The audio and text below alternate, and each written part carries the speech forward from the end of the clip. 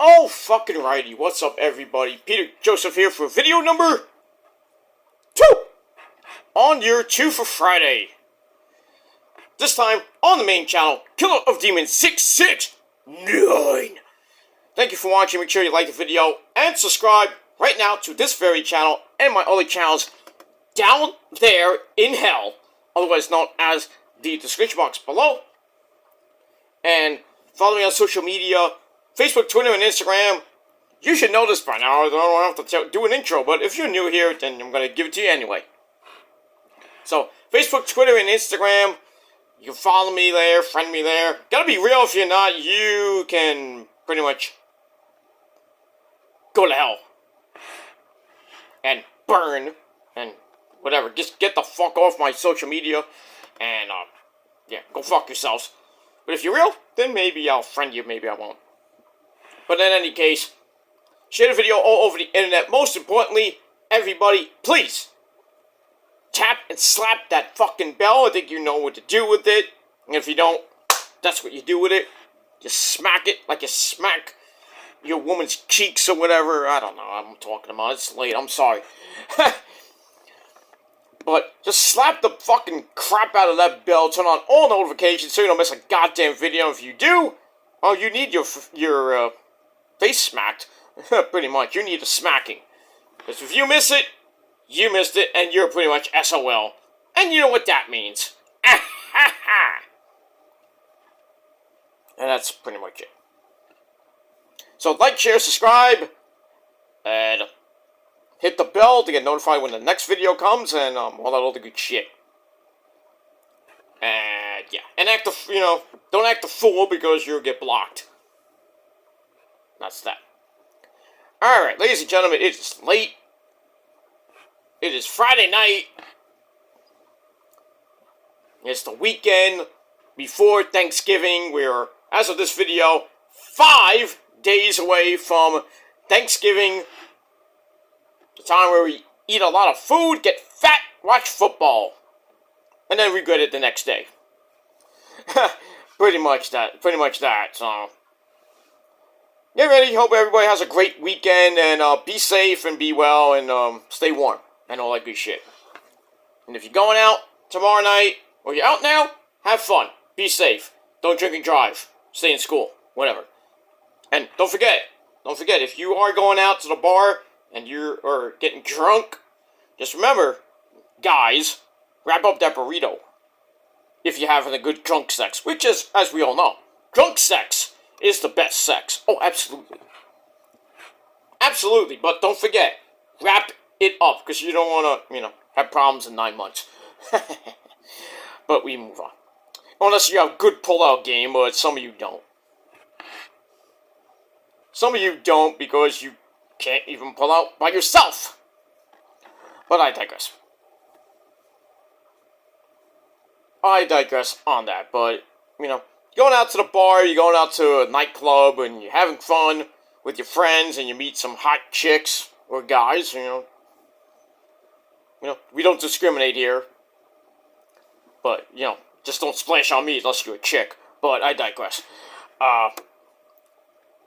But just have fun, and be safe. Protect yourselves, and all that good shit. That's that. But hope everybody has a great weekend, and make the most of it. And pretty much a short work week next week for some of you. For me, 2 days. Actually, really 3, but it's 3, but then I got the weekend off. I have Thanksgiving weekend off. I'm happy. I am happy, but I get money. Money. And that's pretty much it.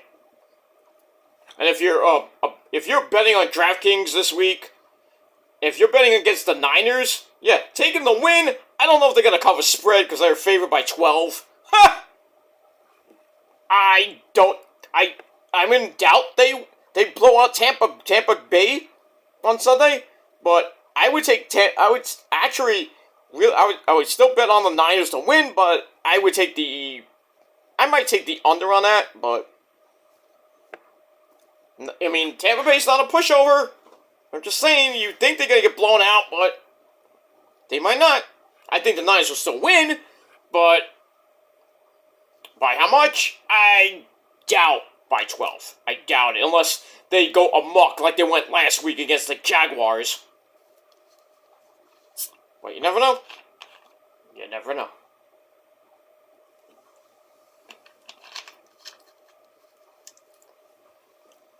Tell you one thing, if you want an upset special, pick the Panthers and the over against the garbage Giants. No, wait, the Giants don't play No, I'm sorry. Take it back. Bet Washington over the Giants and the over with the points. Because there's no way in hell the Giants are going to beat the Commanders on Sunday. No way in hell at home. Giants are garbage. Just tank all the way. Just tank all the way. Get that number 1 pick. Get that quarterback you've been dreaming of. Get rid of Jones, the injury-prone piece of shit. Overpaid, overhyped piece of fucking garbage that he is. Get rid of Brian the Ball, because he was good 1 year, and then this year, he makes Rich Kotite look actually good. My Jet fans, you remember Kotite? 1-15. That's how the Giants are right now. They feel like a 1-15 team. And right now they're 2-8. Sad. It's sad. I don't even think the Giants are going to win another game this year. If they get extremely lucky. But they're going to face the Eagles twice. Ugh. They're going to face Washington, I think, twice, and then I think they got Carolina. Maybe the Carolina game might be a third win, but because Carolina sucks too, but at this rate, Giant fans, just pack it. I mean, you should have been packing it in a couple weeks ago. You ain't making the playoffs. There's no way in hell the Giants are going to go the next 7 games, because they have the bye week finally in a few weeks. I think it's the next 3 games. I think in 3 weeks they got the bye. How do you have a bye in like week 14 or 15? That makes no fucking sense. Then you got 3 games left. But some teams, they got the bye in week 14. It's crazy. It is crazy. But we'll have to see what happens with that. The Jets, I don't even know what the Jets are playing this week. they play the Raiders. I don't think they have what are they playing? I don't even know what they're playing. I know next Friday at home they're playing Miami in the Black Friday game. That's a first. Playing on Friday night. So, what are you gonna watch next Friday night? Smackdown? Not Collision. Smackdown, Rampage, or the Jet game? Fortunately for me, I got picture-in-picture, so I can watch Smackdown. I can watch. I'll watch most of the Jet game, and then I'll have to watch Rampage on. After the Jets game ends, unless there's a blowout. I'm like, well, fuck this. I wish instead of picture-in-picture you had. Well, I think I do have it. I gotta check because I think there's something on my TV where I can watch like six things in one. Well, not in one, like a big thing, and you have like one here, like the Brady Bunch. One picture here, one picture here, one picture here, one 3 here, 3, and 3. So I can watch 6 fucking programs at once. But then it'll be like really small, so I can barely see it. So I could watch SmackDown, Rampage, and the Jet game all in one goddamn night on my big freaking 32-inch freaking TV. That too. But I'll probably just watch Rampage on the replay after the Jet game, probably like 11, 12 o'clock anyway. But it is what it is. So enjoy this weekend. Got a lot of good stuff this weekend with football and then Thanksgiving. 3 big games, especially that Niner game at 8 p.m. I hope it's not on Amazon, because if it is, I am rushing home to watch that, because, you know, I'll be with my parents and everything. And you know who too. So I'm gonna have to rush home, like, alright, you know, let's eat, quick! But I would assume that it's not going to be on the NFL Network, or it's going to be on Amazon Prime, or probably on local TV, hopefully. Like Channel 4, probably. Yeah, it has to be on Channel 4, because I don't know, I doubt it'll be on Channel 7. But then again, I would think that at Channel 4, next Thursday night, will they'll play It's a Wonderful Life on Thanksgiving! George! That's George Bailey! If they put that fucking thing on Channel 4 at 8 o'clock, I'm going to be pissed. It's Thanksgiving, it's football. We don't need to see It's a Fucking Wonderful Life. It's a great movie, but, you know, don't put that on Thanksgiving. You want to put it on? Put it on Christmas Eve where it belongs. Or if you have the DVD, then you can just watch it. You want to watch on Thanksgiving? Go do it. But if you're a network on Channel 4, don't do it. I want to see my Niners, goddammit, on prime time. Not on Amazon Prime. I want to see it on prime time. Channel 4, NBC. Feel like Sunday Night Football. Wish we're gonna get Week 13, probably. If the almighty gods, you know, the great people up there, you know, have it their way with Flex Week. Niners, Eagles, prime time, 8 o'clock, in that shithole in Philadelphia, Pennsylvania. Prime time, not 4 o'clock. Not 1 o'clock. 8 o'clock. I mean, but we'll have to see what, you know, Roger Goodell does. When you know, the networks do, what game they want to play. Because obviously the Giant game will probably be like between 1 and 4 on, you know, Week 13. That's just December the 3rd, I believe. Yeah, it is December the 3rd. So, we'll see what happens with that, with the Niners and the Eagles, with the pedophile Eagles, because that's what they are. Their fans are pedophiles. I think we all know the biggest one of them all. But it is pretty much what it is. He's been quiet lately. You know, we haven't heard from that douche.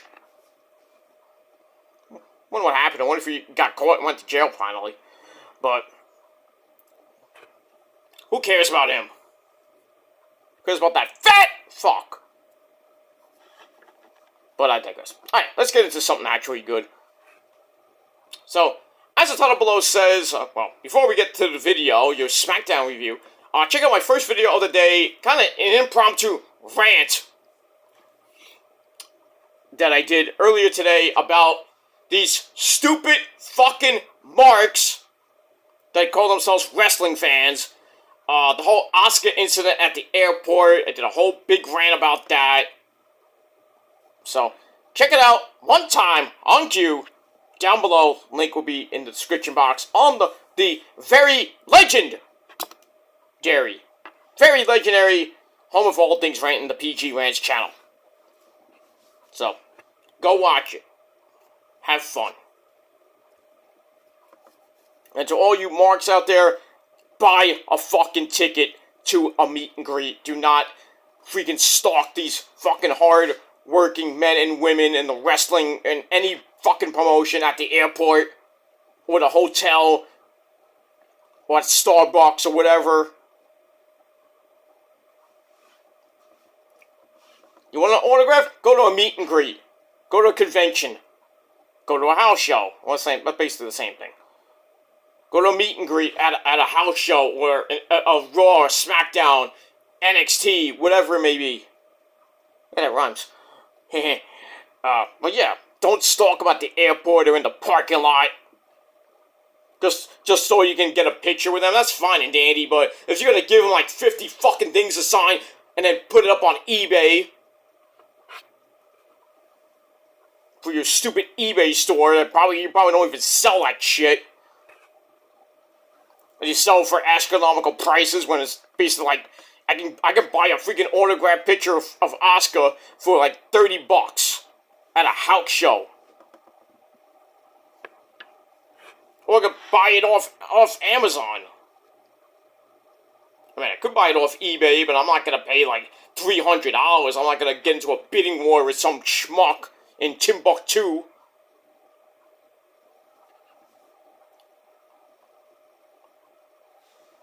That's it, man. If I want to meet Asuka, either I'll go to Japan, if she goes back to Japan, or if I ever go to a Smackdown event, I'm not a big WWE guy that goes to, WWE shows, but I haven't gone to a WWE show since the Attitude Era.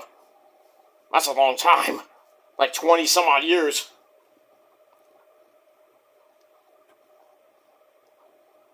I mean, the last time I was actually at a WWE house show was in the Attitude Era when it was, I think it was Stone Cold and The Undertaker in a cage, and then Kane comes out, and then Mr. McMahon, who got beat up by Kane and The Undertaker. Remember when he was in the wheelchair after he got his legs smashed by the Brothers of Destruction? That was the last time I went to an actual WWE house show, and I was at the Garden. I was like all the way up. Wasn't that far up, but, saw everything. It was the same night. It was a day house show, and then at night was Halloween Havoc from WCW. Halloween Havoc 98. Which wasn't really that great.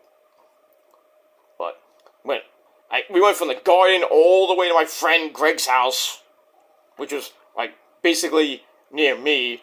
And man, was I tired. We were all tired. Go there, have a couple of drinks, and, have some popcorn at the Garden. Come all the way back home, my friend Greg's house, buy, 3 pizzas and everything. Soda. We just, had a ball. And then I went home. Went to sleep. So I was dead tired. That's that. But, like I said, if you want to go meet Asuka, you want to meet, you want to meet you want to meet Damage Control, you want to do that, then if they're doing a meet and greet, do it. If they're at a convention, go there. Hold on. Sorry about that. My allergies. But do that. Do not stalk them at the airport and ask Asuka or Io or Kyrie, "Oh, can you sign my autograph book?" "Yeah, I'll sign your autograph book." "Can you sign my vinyl liquor too?" "No." Why do people have to sign 3,000 fucking things? So you can have 50 things on eBay. On your stupid eBay store. Like I said, you probably won't get a lot for it. I mean, unless you're, there's collectors that want it. They'll spend $1,000 on a fucking autograph of Asuka. Those is no disrespect. I know a lot of autograph people, my good buddy Richie, my good buddy Joey. Well, he doesn't really do the, he is a, he works with a guy that, doing the meet and greets, but, Richie does his, virtual signings, when they have the wrestler there and they sign something, they send it out for, and they pay, $20 and then they send it out to you. That's what you can do, too. You can go on go on Facebook, sometimes they have one of those virtual signings, or, Melina will be there, signing autographs, or signing, various things. And then you pay, you want it? You want it? It's like, oh, $20 for this signed autograph picture of Melina. It's like almost like an auction almost. So, go do that. But if you're gonna be an asshole, a fucking mark, and stalk these fucking hardworking men and women in the wrestling industry, then you need a fucking life. And if they don't sign your autograph, and you get all pissy, then,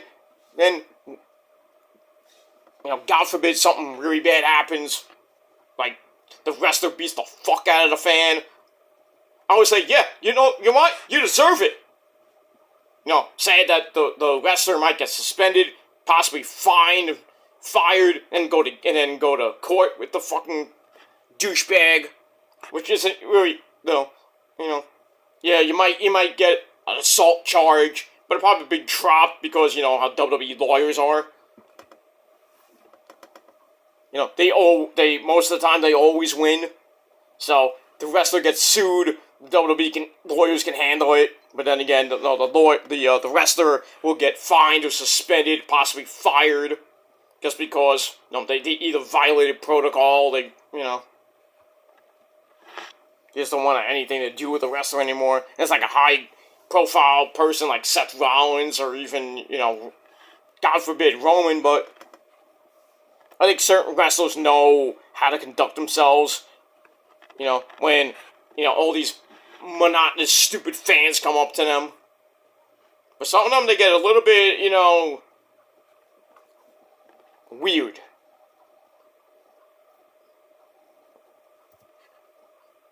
They just get weird, but, if you're respectful and everything, good. Maybe the wrestler will, be a great wrestler like Asuka, she'll sign basically almost everything. But she's not, I would not sign like 50 things, And like I said in my video, I would have all these wrestlers, even the indie wrestlers out there.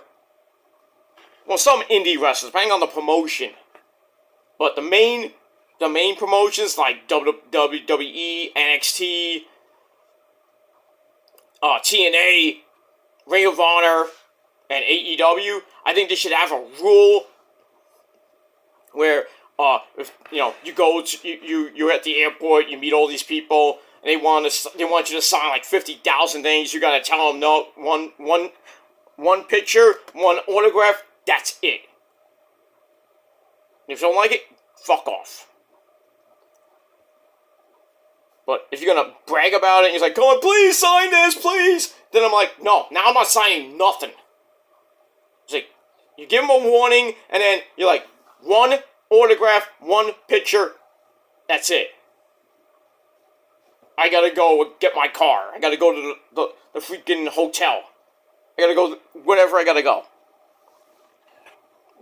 That's it. I'm being nice. I gave you a warning. If you don't heed my warning, everybody gets nothing. That's it. And if they want to act like assholes and start cursing you out, you do. You give them the finger and get out. You don't want to start a big fucking war. Unless they start attacking you, like legit attacking you. Then you have a reason to fuck them up. But, I would think certain wrestlers would hold a lot of restraint unless it's really getting out of hand. But watch the video down below in the gobbledygook and let me know what you guys think. And that's that. We shall move on. Alright. So, we had a big night of action tonight. We had a lot of actual interesting things tonight. We'll get to Smackdown in a minute. But Smackdown went head-to-head with Collision. And then we had a live Rampage right after that. And they also taped Ring of Honor tonight for the next week of tapings and everything. And a certain, how should I put this? Some of you might have saw it, but a certain baddest woman on the planet made her debut in Ring of Honor. Certain person named the Hot Rod So we got that. Is that possibly the signing? Or is it a swerve? But anyway, to kind of fill you guys in, because I'm not going to make you like, oh, who is it? Well, I'll tell you. The Hot Rod, Rowdy Ronda Rousey, made her AEW debut at the Ring of Honor house shows tonight. So that is kind of big news, especially for Ring of Honor. So it looks like Ronda Rousey might be facing Athena at Final Battle for the Ring of Honor Women's Championship, and you can kiss that streak and that championship goodbye. God forbid Athena beats Ronda Rousey. But I think Ronda's going to win the belt thanks to Billy Starks turning on her. So I guess my theory that, Billy Starks was going to be the one to beat Athena goes out the window. Unless, like I said, she beats Ronda, which I doubt. Yeah, but Ronda Rousey was not officially signed. She was backstage at Collision. She had her debut match for Ring of Honor. It might be a one-off, I don't know. Well, besides, if it might happen at the pay-per-view, so it'll be a two-off. I don't know. But I don't think it's the big signing that Tony Khan is talking about. I still think it might be Mercedes Moné, or it's going to be Will Oceanspray. But, they were kind of teasing it. And then people in the audience at the Kia Forum tonight were like, please, no!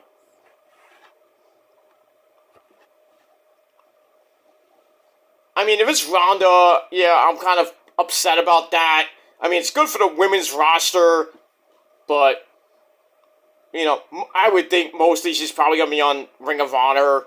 They might bring her up to AEW to be on Dynamite, Rampage, and Collision. Go after the TBS title, or go after the AEW World title. Probably win that. And then maybe go on a Jade Cargill-like run. But I really don't want it to be Ronda. I'd rather be Oceanspray. The wrestler of the year. What would you rather have as the big signing? Oceanspray, the wrestler of the year, or Ronda Rousey, who basically did nothing most of this year anyway? Just acted like pretty much a spoiled bitch.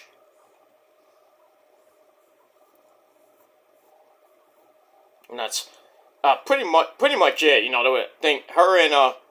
Her and Shayna were women's tag team champions finally, and then what happened after that? Shayna beat the fuck out of Ronda, I think at SummerSlam. The match that was like a year in the making. It should have been happened like a year or so ago, or even at WrestleMania. But still, Shayna won. Now she's the baddest woman on the planet, but kind of in limbo again.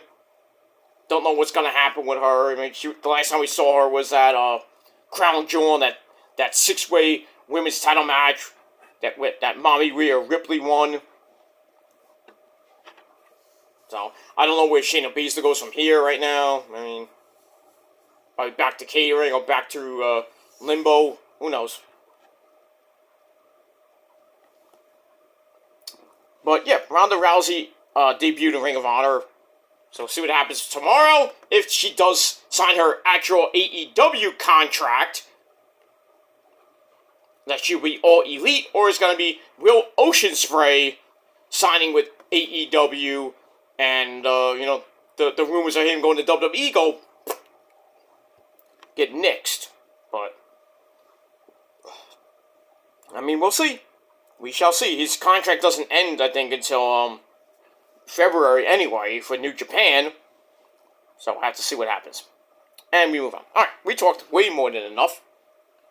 So, ladies and gentlemen, on this late Friday night, November the 17th, 2023, you're watching this tomorrow, November the 18th, 2023, it is time for your late night Smackdown review for November the 17th, 2023 from the Ford Center in Evansville, Indiana.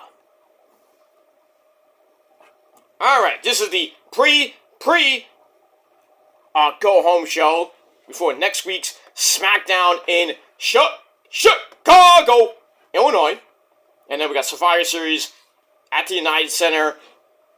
I think it's at the pretty much at the United Center in Chicago, Illinois. War Games. Should be pretty damn good. And we'll see what happens with that. But, tonight's show, it was good. It was decent. I'll say this. It was decent. But, going head-to-head with Collision, there were certain parts of SmackDown that made you want to, basically, like, you know what? Let's see what happens let's see what's going on Collision. And Collision was actually pretty solid. I think they were neck and neck tonight. I mean, the ratings will go to SmackDown, definitely. But I think, Collision, I would be shocked that they don't get at least 500,000. And Rampage was pretty solid, too. So, I mean, Tony Khan didn't have to, ball out and, get all the big stars on one big show. I mean, they had MJF at the end of Collision, and then they had, Jay White right near the end of Rampage, and, all the stuff what happened at the end of Collision, what happened at the end of Rampage, which is setting up for this Wednesday night, which sets up for Full Gear tomorrow night, and then we got the Thanksgiving Eve edition of Rampage, of Dynamite, which is the aftermath of Full Gear, and as we're now gonna be rolling into Winter is Coming on December the 13th. And then we got Final Battle as well with Ring of Honor doing the next set of tapings, which will go right into Final Battle. And then pretty much after that, we got World's End. So after Winter is Coming, we got basically 2 weeks of shows to get there. And we're going to have another Friday night, I won't even say a war. We're going to have another Friday night where SmackDown and Collision go head-to-head because World's End is on a Saturday night. So we're gonna get a live SmackDown, live Collision, possibly a live Rampage as well. So that's pretty damn good. But we'll see what happens with that. And next week's SmackDown is on FS1, so those ratings are gonna suck.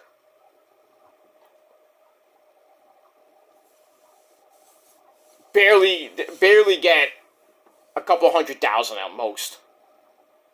Because nobody has FS1 unless you have Optimum. If you have Dish, you're screwed. You have to watch a stream.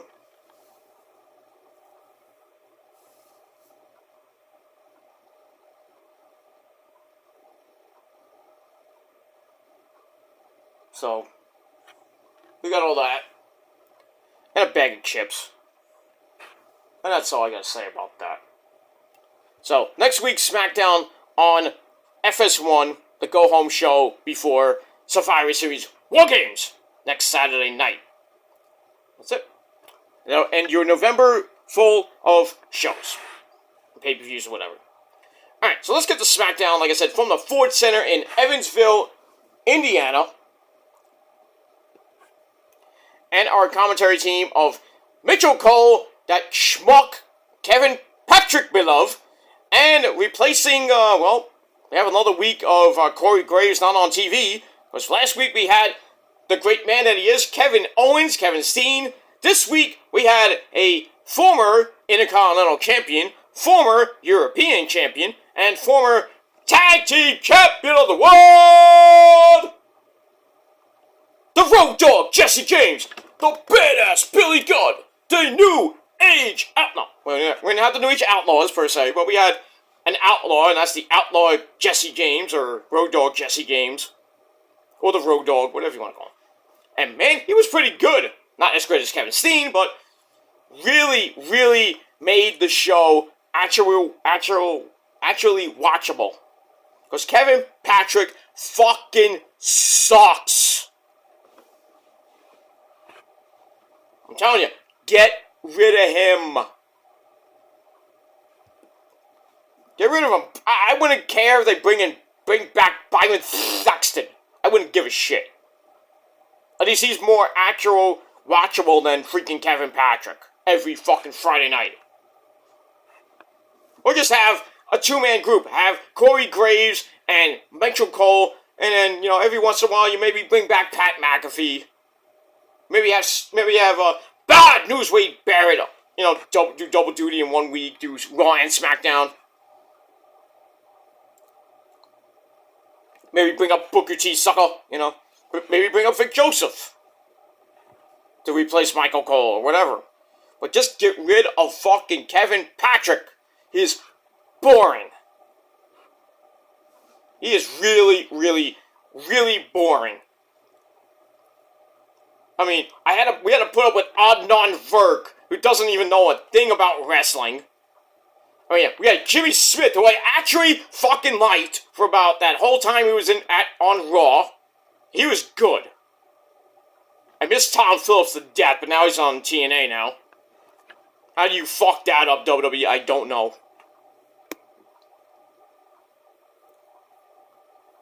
I mean, Kevin Patrick started off as a backstage interviewer, and they're like, oh, let's put him on play-by-play, see how he does.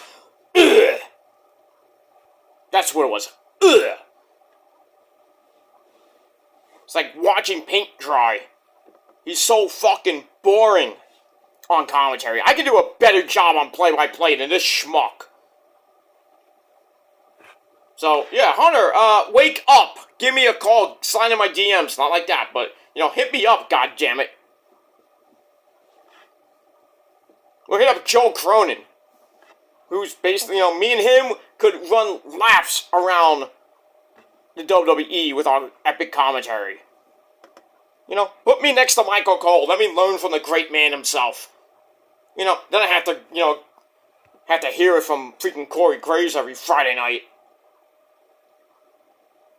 You know, me and him will go back and forth, you know, about things. You know, he'll probably say some weird stuff about EO. I'm like, what did you just say? I'll be like, he would say, the Empress of the Sky. I'm like, you're damn right!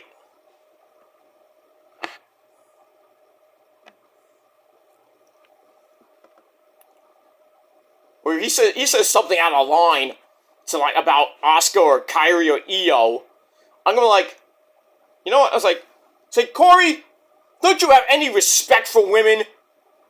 Oh, that's right. Oh, that's right. You married, what's her name?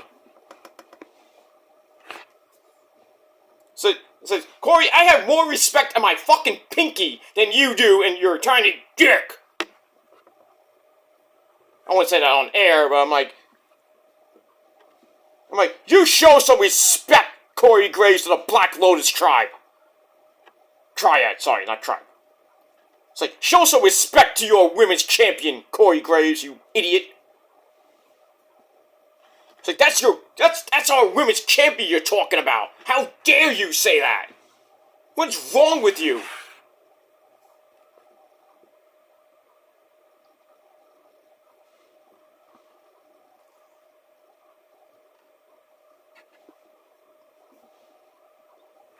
Corey, show some respect to EO. And then he'll say something like, he's like, oh, Gilmore, you wouldn't know what to do with EO if you had any time with her. I'm like, oh, yeah. I was like, oh, you think? You think? It's like, at least, I'll be like, it's like, I might have a shot with her, but at least I have a better shot with her than a girl from Staten Island.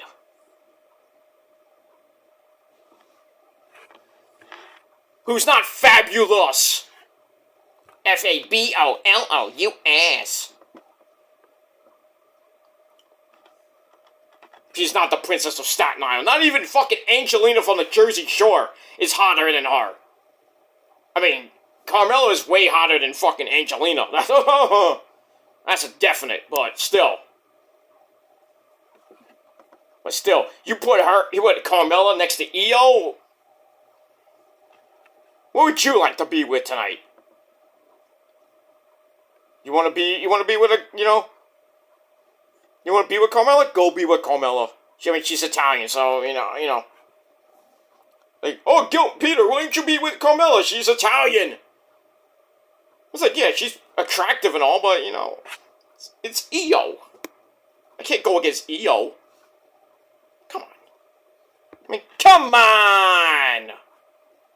You put Io, Asuka, Kairi, and then you have, like, Carmella, Sasha Banks, Hikaru Shida. You have, like, a 6-person lineup. Who do you really want to be with tonight, right? Somebody asked me that. No, I'm not saying. I'm saying realistically, or hypothetically, I should say. Like, you put them in a row. 6 women. Sasha, Io, Kairi, Asuka, Carmella, and then Hikaru Shida? Who do you think I'm gonna pick? Pick the one that's not Carmella. Obviously. I'll have a fatal 5-way. Carmella, you can hit the bricks. Get out of here. Tell Enzo I said hello. It's true, man. It's true. I would pick Io, Asuka, and Kairi any day of the week. I mean, no disrespect to my girl Mercedes Moné and Hikaru Shida, but I can't go wrong with my Asian triple threat. I can't. That's my top 3. If I was on a deserted island with them, I'll die a happy fucking man. I wouldn't even leave the island. And all I'll eat is sushi.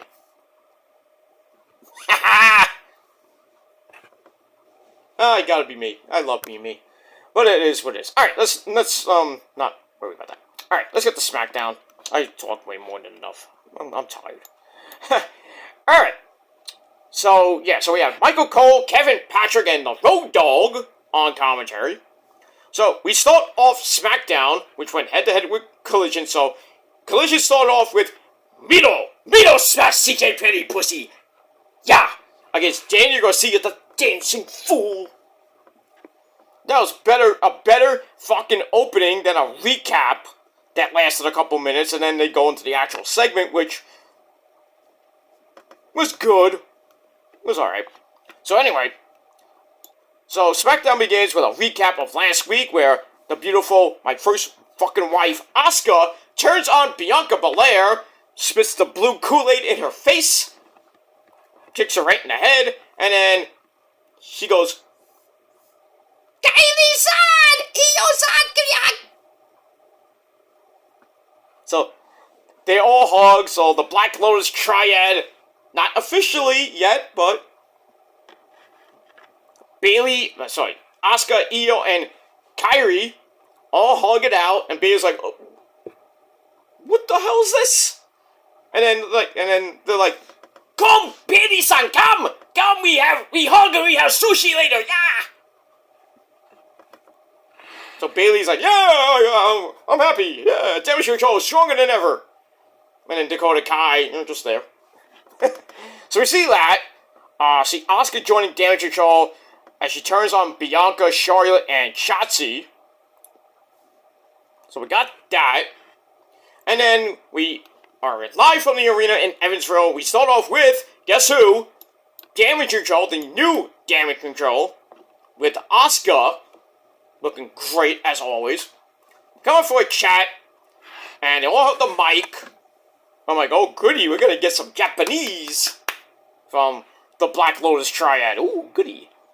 So, Bayley starts off bragging about how... Uh-oh, I'm gonna have to say it. How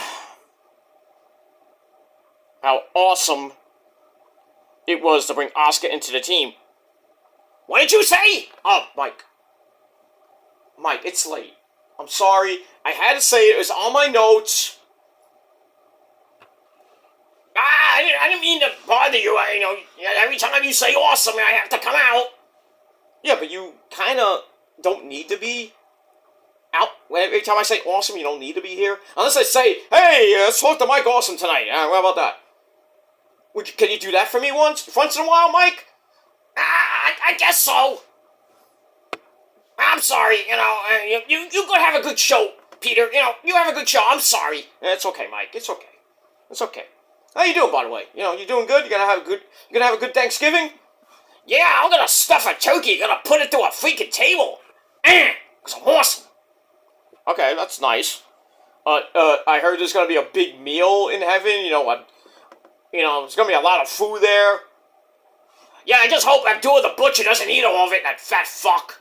Oh, well, I don't know about that. I mean, be easy, Mike. Be easy with Abdullah the Butcher. I mean, come on. He's a legend, like you. I know, I'm awesome. He's not as awesome as me. Well, that's debatable. But in any case, you have a great Thanksgiving. If I don't see you or hear, well, can't see you, but you're dead. I mean, if I don't hear from you before, you have a great Thanksgiving, Mike, and you stay awesome. Okay? Give me a fist pump, Mike. Alright, you want to say goodbye? Bye, fans! Happy Thanksgiving, and I'll see you before! Bye! Okay, get out of here.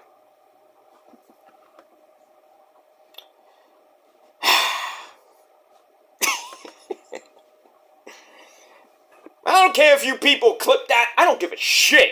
I want to see you motherfuckers do a better Mike Awesome impersonation than I do.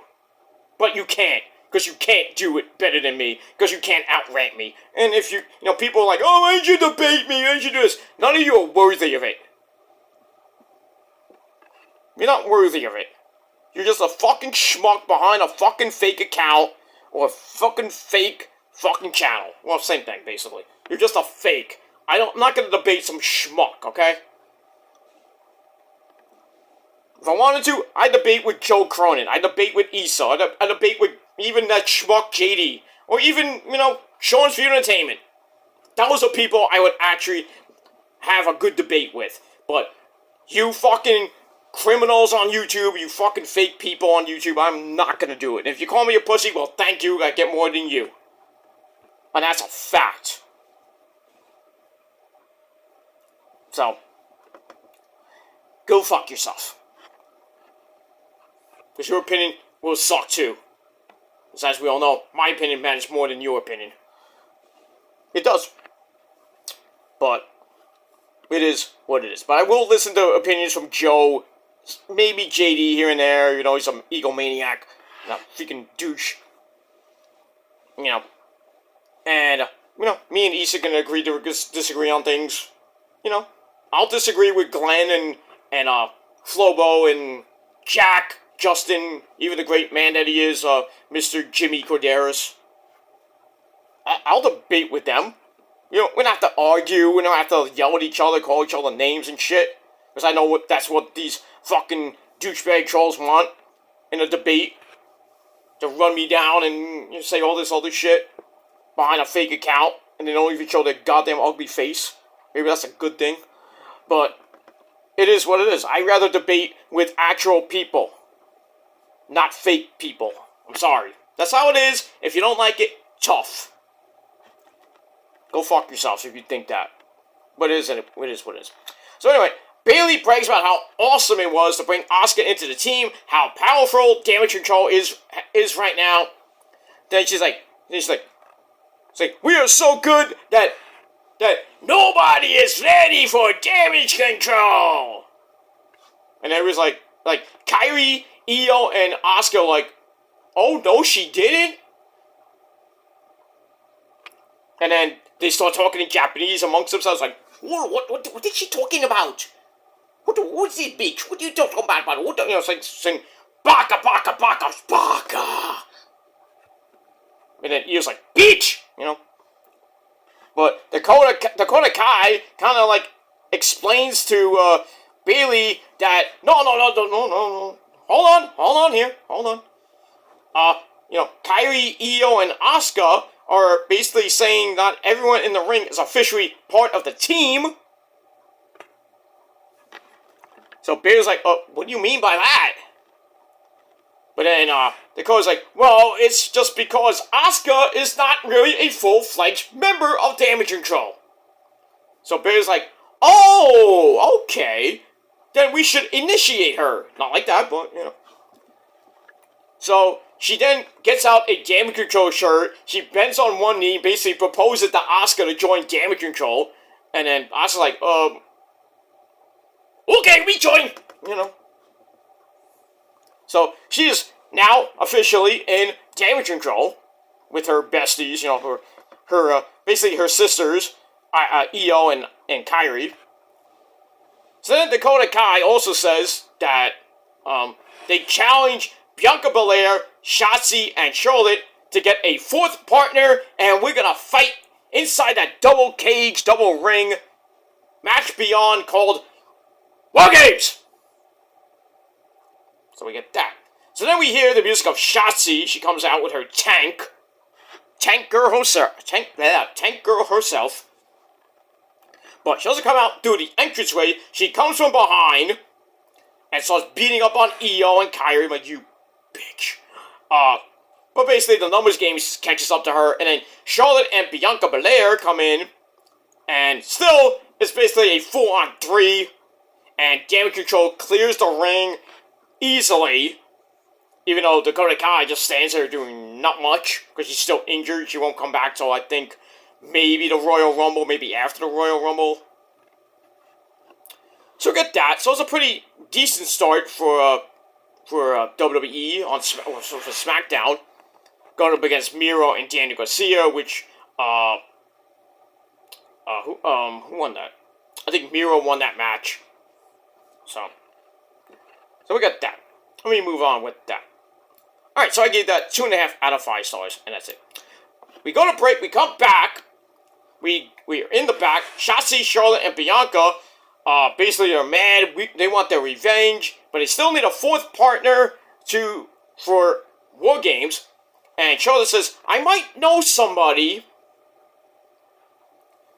You know, so I'm gonna try to give her a call.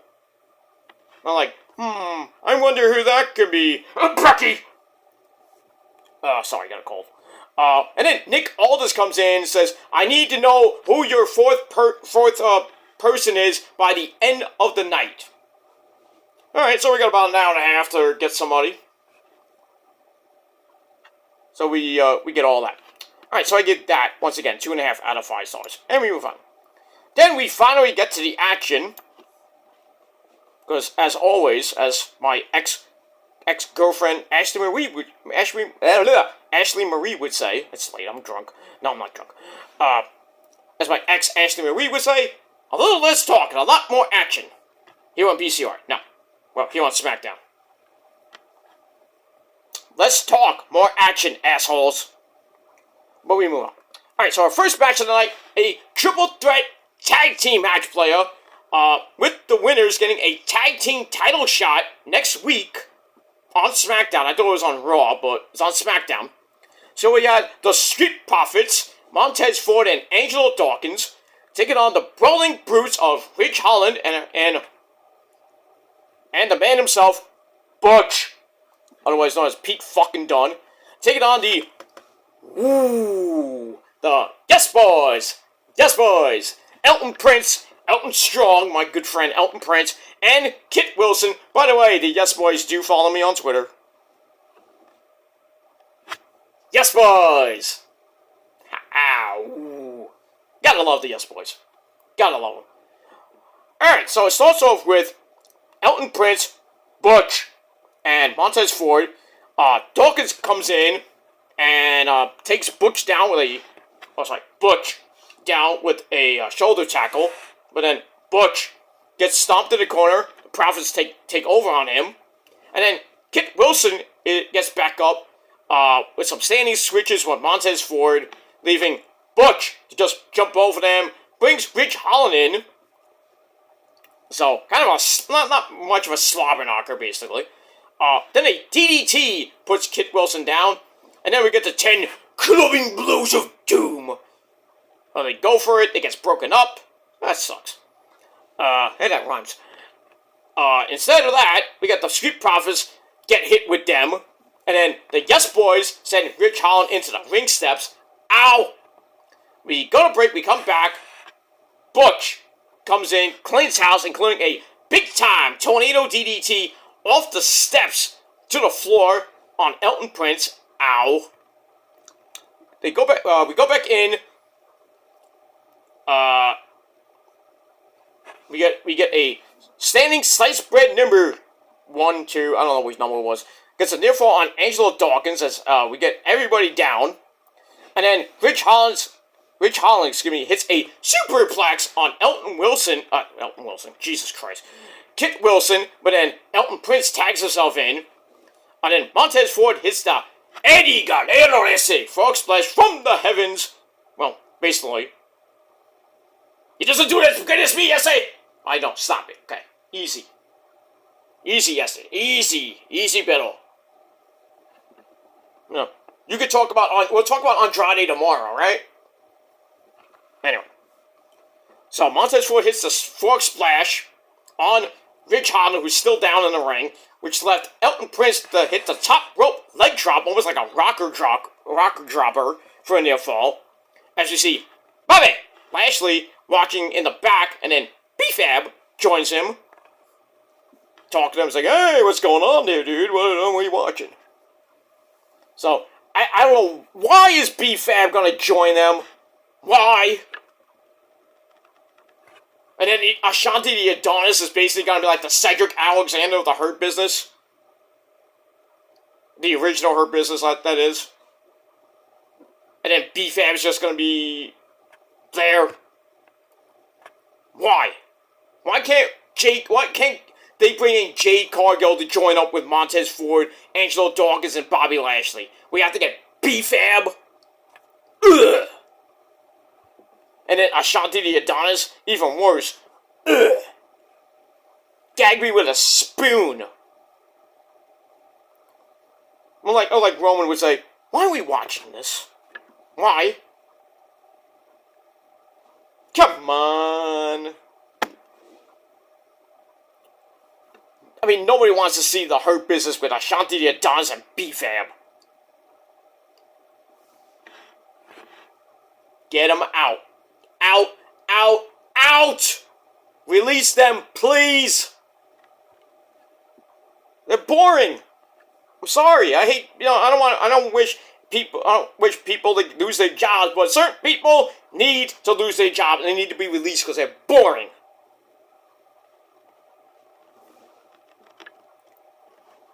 And those two are boring as fuck.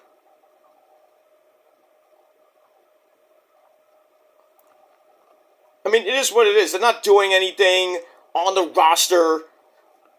Basically, after Swerve left, they were basically done. And then, you got Flop Dollar flopping all around. Michael Cole making fun of him because he's fat, And he can't wrestle for shit. When they finally got released, Michael Cole's like, thank the Lord. And everybody else is like, thank the Lord. But you still, they get rid of him. And they don't get rid of the other two damaged goods. I don't understand why they kept B-Fab. She doesn't wrestle unless she's maybe on main event. Who watches main event? Send her back to NXT. Have her on Level Up. At least she'll be doing something besides staying in catering, looking good. And then then you have Ashanti Adonis basically stealing cookies in catering and doing nothing. And then he'll occasionally have a match and get his ass handed to him. What good are they? Shit Row was basically Swerve and then it's shit. No, they were good in NXT, no doubt about it. No doubt about it. They were good in NXT, and then they're like, oh, let's bring them up to the main roster. Oh, that's right, we don't have Swerve in the group anymore. Because he got fired. And where is he now? He's having an epic fucking feud with Hangman Adam Page. And where's the other members of Shit Row? AJ Francis, Top Dollar? Nothing. Oh, he's having a crew drive. That's nice. B-Fab and Ashanti Adonis? Basically in catering. Basically. I knew Swerve was always the top dog, no pun intended, top dollar, whatever. He was always the top dog in that group. Everybody else was just like or just minions that he found. Minions, basically.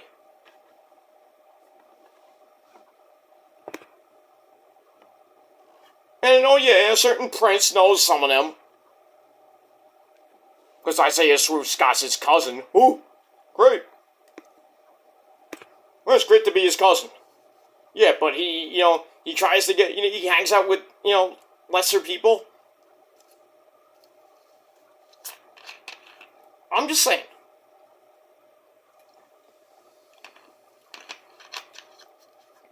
I can't watch BFAB.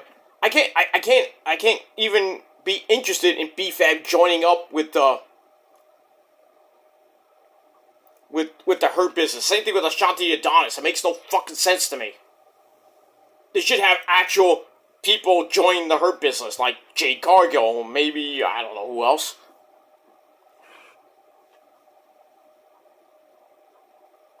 But anyway, so we see that.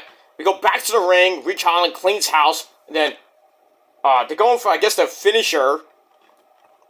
Butch tries to go for a boog kick, and, I think it was Montez Ford. One of the Street Profits, they moved, and Butch accidentally bro kicks Ridge Holland down.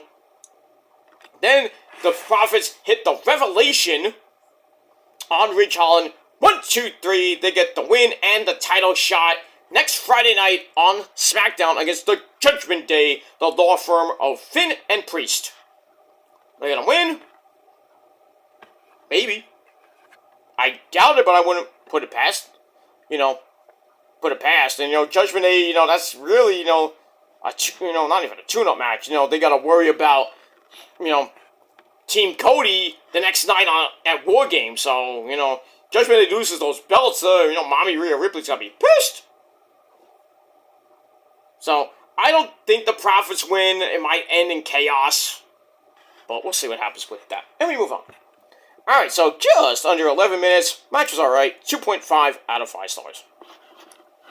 And that's it. Now, where's my... There we go.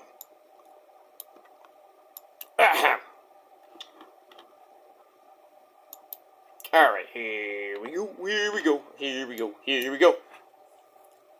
Alright, so let's move on with that. That's not what I wanted to do. Alright, now, sorry guys, my freaking computer decides to take a dump on me like it usually does. I know it's ancient and I gotta get a new one, but what are you gonna do? What are you gonna do? I hate waiting, but we move on with that. So hopefully I can get this going. Come on! Do it for Roman. Do it for Bob Saget. Alright, we're back up and running. Alright, here we go. I'm tired. It's 4 o'clock in the morning. It's Friday night, and I got nothing to do this weekend anyway. Well, tomorrow I got stuff to do. I got some actual important stuff to do tomorrow, but early afternoon I gotta run an errand, and then I'm gonna come home real quick. I gotta shower. I gotta go out to a concert. And actually, you might see some of that tomorrow night. Stay tuned for the Metal Guy channel. Some good stuff. Some good rock and roll, my friends. Some good rock and fucking roll. Speaking of rock and roll, let's get, as we have a moment. That too. New Year's Day, my good friends in New Year's Day, my sweetheart, Ash Costello. I love her so freaking much. I know she's married, but, we can't call her Wash no more. She did a Q&A on her Instagram page, and, I asked her nicely, like, hey, can I stop calling you Wash? Can I call you Ash instead of Wash? Wash, W-A-S-H, pronounced Wash, but it's Wash. Like Elmer Fudd, But we get all that. But anyway, so I asked her nicely, can I call you Ash from now on? She's like, yeah. Yeah. I'm like, oh good, thank the Lord. So, next time I meet Ash, I'm like, hey, remember the guy that said that called you Wash? Oh yeah, I know it's you. It's like, yeah, hi Ash. Can't call you Wash anymore, you told me not to. Big hug and a smoochie. But anyway, New Year's Day's new record is coming out. Not now, but I wish it was coming out now, but the new single came out today called Secrets. Secrets. So, it's a banger. As always, all their songs are bangers. I got the entire album. I think it's gonna be 10 or 12 songs. There's a song called Unbreak My Heart. I don't know if that's a cover of Tony Braxton's hit song. If it is, they metalized that. Holy crap. I would, if freaking Alexei Leo from the great band, Children of Bottom, or just Bottom, or Bodom, whatever you want to call it. If he was alive today, I would not rule out Children of Bottom doing that song. They've done a lot of covers. Baby One More Time by Britney Spears, Danger Zone by Kenny Loggins, that's fucking epic, by the way. Rebel Yell by Billy Idol. I mean, just go back in their catalog, and you will find a lot of fucking covers that are some of them not even released on their album. You can even look it up on YouTube. Just look up Children of Bottom covers, there's some there. But it is what it is, and that's pretty much it for that. And yeah, but yeah. So New Year's Day's new single called "Secrets" came out. The new album is coming out March the 1st, 2024, and it has a name now finally. So it is going to be named Half Black Heart. Interesting name. Well, because, you know, it has Ash on the fucking cover, looking amazing, with a basically black and red heart. Which is half black, half red on her hair. But, you know, it is what it is. But, you know, you can pre-order the vinyl right now. I think just the vinyl. I don't think you can't obviously pre-order the CD yet because it's not even out yet. I mean, but if you want to, if the pre-order is out now, go do it. But you won't get that until like March 1st because that's when it comes out. They're on tour now. They're kicking ass. They were in Jacksonville today. I think they were playing. I think they were playing Daly's Place. I think they renamed it. Or they were around that area. It looked like when they played today, tonight actually. They were at Daly's. It looked like Daly's Place. I was like, wow, you played Daly's Place? Holy shit, somebody call Tony Khan. But, you know, they're still kicking ass on the Kiss of Death tour with Ice Nine Kills, Avatar, and the mighty Indus Moment. Going to a theater and venue near you. And yes, there will be in New York pretty damn soon. And yes, I am going. Am I taking pictures? I'll try, but I think most of the time I'll be rocking out with my cock out VIP style. But I'll try, man. I'll try. But in any case, I can't wait for that concert. It's gonna be epic. Epic fucking shit. But we move on. Alright, so let's get back to Smackdown. Because I talk too much.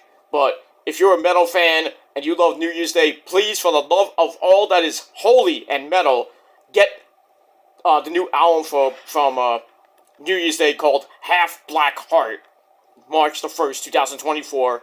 And download the 3 singles that are out now, Vampire, Hurts Like Hell, and a new single, Secrets, right now on Spotify or Apple Music or wherever you download your music from.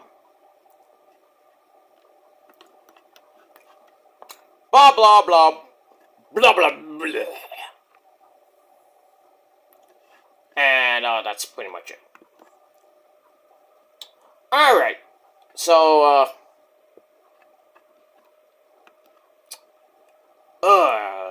this sucks. Yeah, I'm trying not to kill, I'm trying to kill time. Because, my computer is ancient, but trying to get the notes back. Sorry, my computer crashed, so. But we're back now. Hopefully we're back and up and running. Alright. So we get that. Alright, so where we left off after a little break to talk about New Year's Day, the Street Profits get the win in a triple threat tag team match with the Yes Boys and the Brawling Brutes as the Street Profits pin Ridge Holland with the Revelation 1, 2, 3. They will face the Judgment Day, Finn and Priest next week on Smackdown for the undisputed tag team titles. And we'll see what happens with that. Match was pretty decent. 2.5 out of 5 stars for that. And we move on with that. Alright, after that, we go to the back where we see Bianca Belair. She's Bianca Belair. She plays with her hair. That's actually her fucking hair. She's Bianca Belair. All of them, her, Shotzi, and Charlotte are looking for that fourth partner. So we see Bianca talking to Mia Yim. But then, as we go to break, we come back, we see Mishin laid out by Damage Control. So much for Mia Yim joining that group. And we move on. Then after that, we get a recap of Santos Escobar turning on Rey Mysterio, Booyaka Booyaka, and the LWO last week. We're gonna hear from Santos a little bit later on why he did what he did. But before we get that, we go to our next match, our second match of the night. Dragon Lee taking on the man who knows more math than, well, not as much math than Steiner math, but he's Axiom.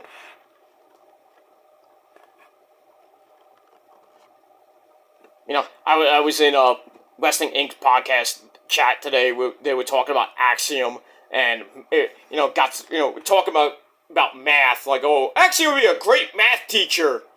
So I went in the chat, it's like, yeah, Axiom can teach Steiner math. He knows a lot of math, he could probably teach Steiner math to you. You don't need Scott Steiner, you can have Axiom. Why not? Thanks, guys, for the props and everything. But anyway, so Dragon Lee and Axiom started off a little bit slow, and the crowd was kind of dead, but then it got into it later on because the match was slow, but then it picked up near the end. This was a guest shot by Axiom. He was a guest from NXT. We all know that. We got a video package about that. Nobody knows who Axiom is. Hey, we got a video for you. Okay.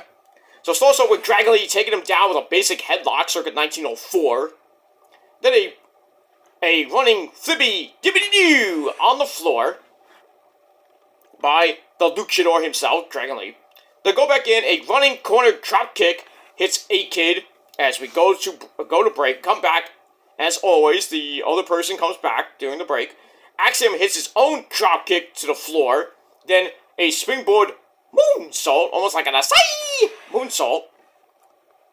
Go back in, Dragon Lee ties him up in the ropes for a top rope double stomp. Ooh. A-Kid comes back with a dropkick into a running kick to chest, only to have Dragon Lee grab a Bling Buster. Then it looked like a flipping pile driver. I don't know if that was a Canadian destroyer or what it was. Michael Cole called it a pile driver, and he wasn't wrong. So Axiom hits that on Dragon Lee, but Dragon Lee gets right back up, goes to the top rope. Axiom hits a enziguri, which sets up a super Spanish fly. Oh, my mentor Joel Maximo fucking loves that move. He invented it too. So, big ups to Joel and his brother Jose. the Maximo brothers, the SATs. The original SATs, not the Spanish announced team. Or Spanish announced project, the SAP. Stupid.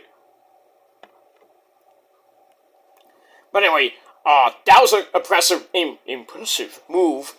Fans like going nuts about that. Gets a near fall out of that. And then Dragon Lee blasts Axiom with a running knee to face. Then he hits Operation Dragon, which is the new name, well, his version of Destino by my good friend Naito! Así, cabrón. Tranquilo. Así. Adios. Your next world champion for the third time.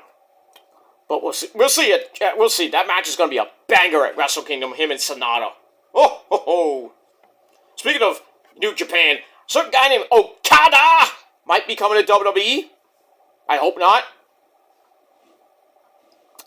But, you know, WWE has interest in him because of the Nakamura influence. And that's why Nakamura is getting this humongous push right now. So, yeah. Let's push Nakamura so maybe he has some influence and you could talk to a certain guy named Okada to come to WWE. Oh, if they get him, forget it. You can kiss Forbidden Door goodbye. Because there is no way they're gonna let Hunter and Nick, God, man, are gonna let Okada come over and do Forbidden Door 3, which is an AEW New Japan event. No. If WWE signs Okada, holy shit. Just put him on Raw, give him the World Heavyweight Championship, let him hold it for like 7 years. Because that's how he is. He's fucking God in Japan. Next to, you know, well, besides other guys like Tanahashi, Naito, Kenny. You know, people like that. But man, I would freaking mark the fuck out if I saw Okada in WWE. And his first match is against Seth fucking Rollins. Make that at WrestleMania? Holy crap. The fans will just like fucking mark out and come in their pants. Holy shit. But I think we have a 60% chance of Okada going to WWE. I think he has a great relationship with the Bucks, with Tony Khan. I mean, Tony Khan and basically New Japan are like this. And do you really want to fuck up Forbidden Door 3 if you don't have Okada there?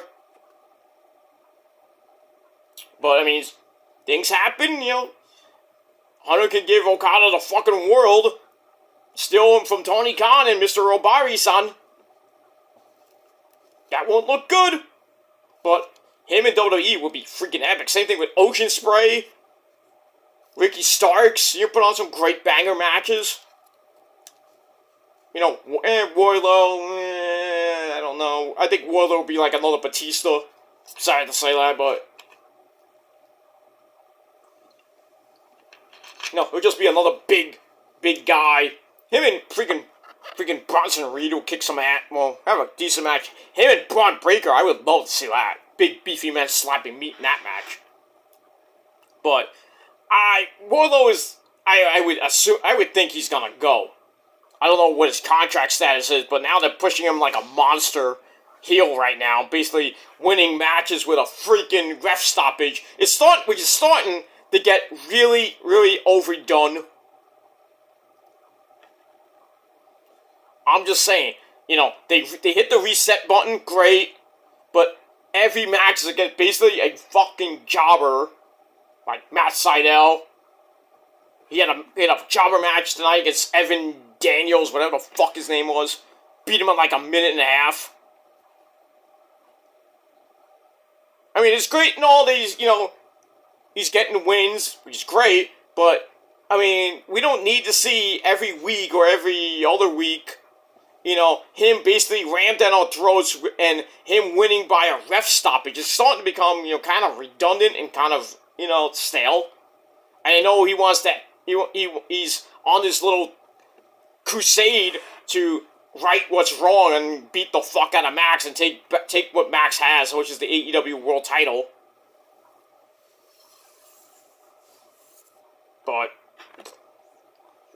But I'd rather him face, like, actual talent now, not fucking jobbers.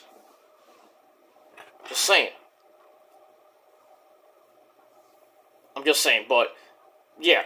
I mean, we have to see what happens with Okada, but I would hope he stays in New Japan.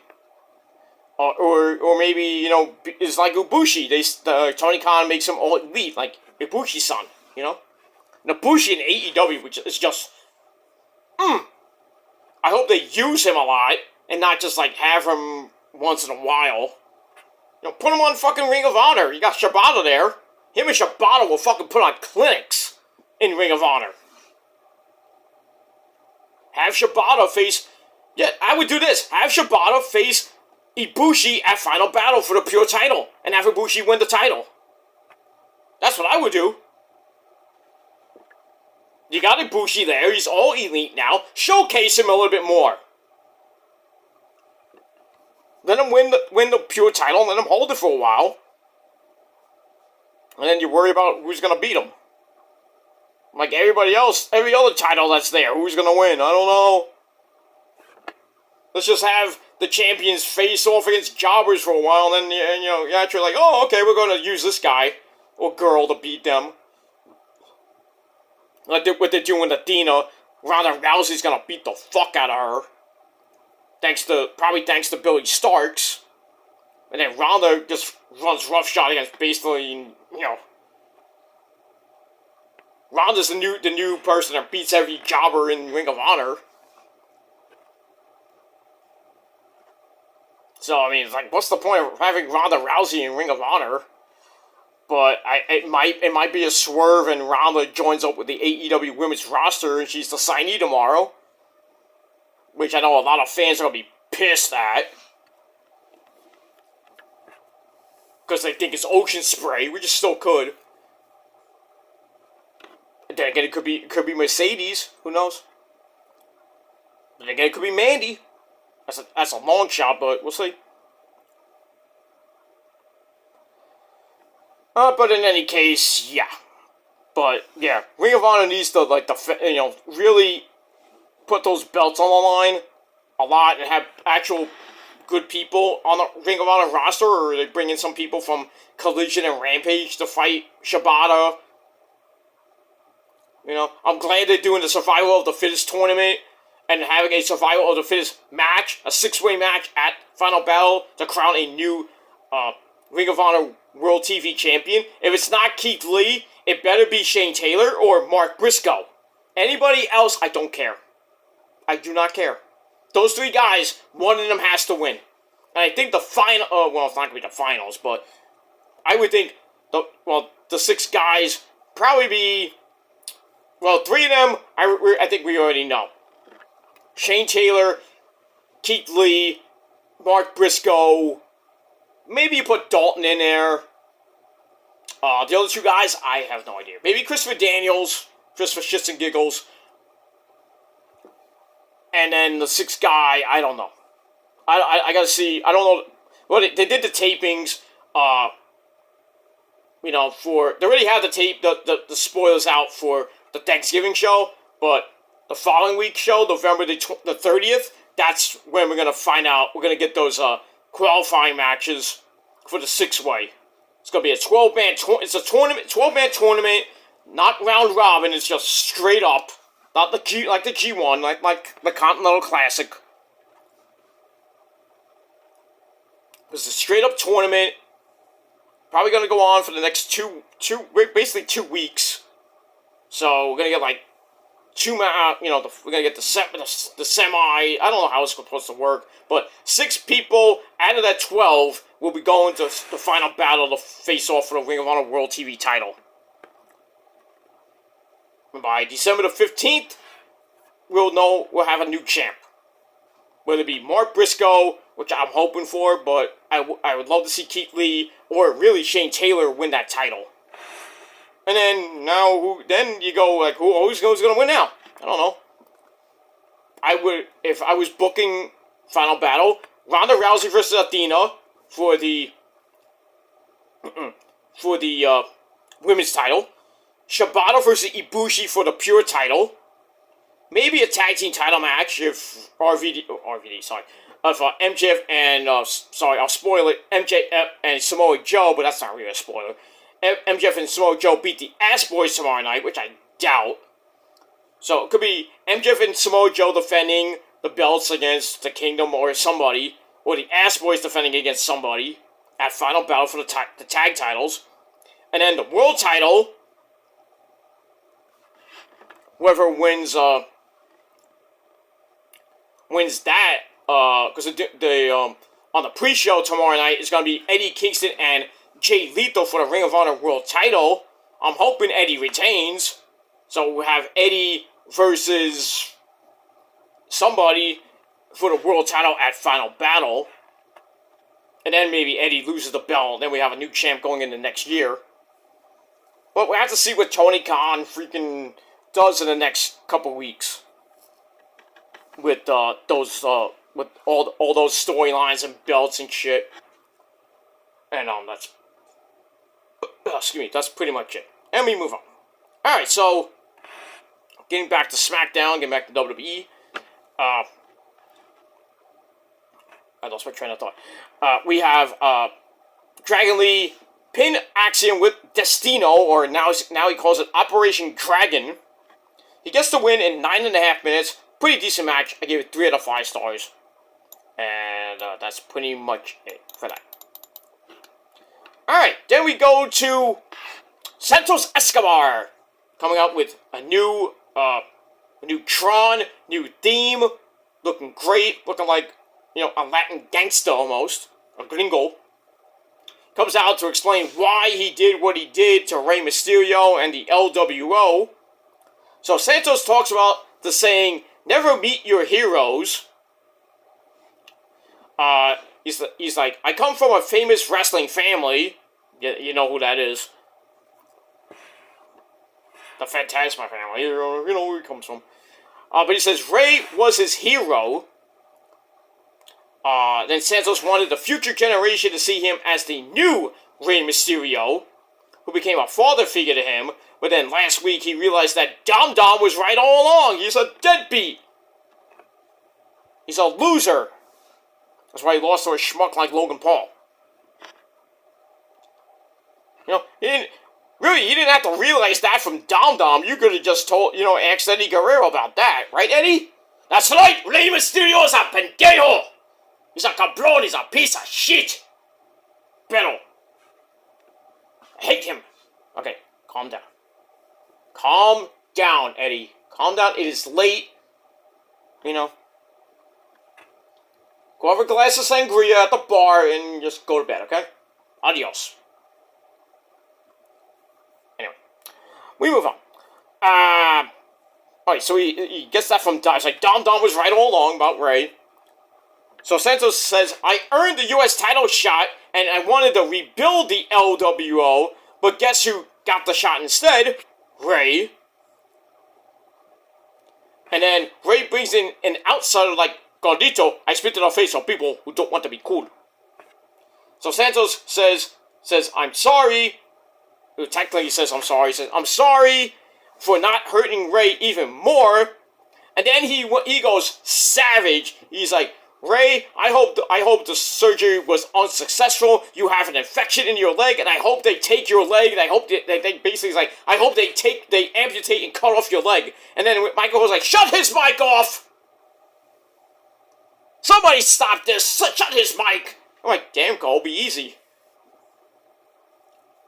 Calm down, Cole. Anyway, so we see Zelina Vega and the rest of the LWO, Joaquin Wild, TJC, and Raul Mendoza in the back looking on. Zelina Vega looks like she's about to lose it. She's about to lose her puppy.